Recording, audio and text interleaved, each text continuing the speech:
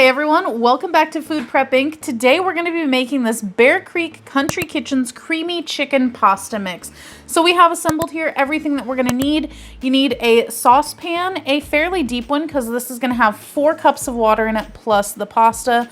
We're going to need a measuring cup, a spoon for later just for dishing it out, and then a whisk for while we're actually making it.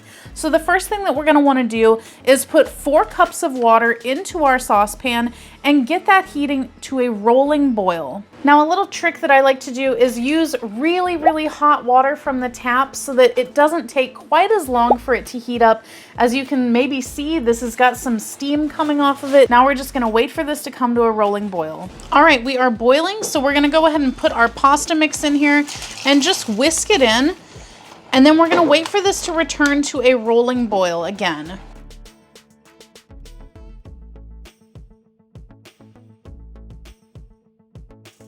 All right, so we are boiling again. We're going to go ahead and reduce our heat to a medium boil.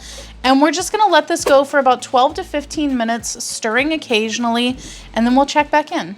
If you'd like to support this channel, the easiest way to do that is using our Amazon links the next time you shop there.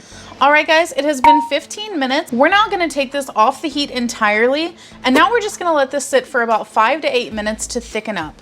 All right, guys, now it has been our 5 to 8 minutes. I let it sit for about 8 minutes, and this is what we have. If you guys would like to know how this tastes, definitely check out our other channel, 5 Minute Eats, where we're gonna give you a full review and let you know if we would purchase this again or not.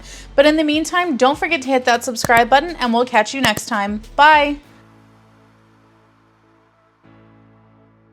All right, guys, that's the video. If you like what we're doing here, definitely check out our other channel, 5 Minute Eats, and don't forget to give us a like and subscribe.